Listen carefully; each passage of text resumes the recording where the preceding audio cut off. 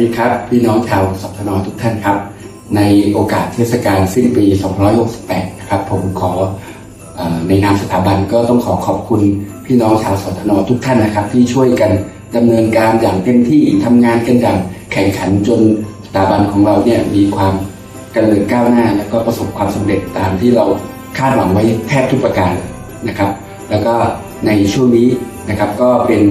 โอกาสสำคัญที่เรากำลังจะก้าวสู่ปี2569นะครับก็เข้าสู่ปีใหม่ของเราก็ในโอกาสนี้ผมขออวยพรให้กับทุกท่านจงมีแต่ความสุขความเจริญคิดสิ่งใดก็ขอให้สมปรารถนาแล้วก็มีสุขภาพกายสุขภาพใจที่แข็งแรงสมบูรณ์ตลอดปีครับขอบคุณมากครั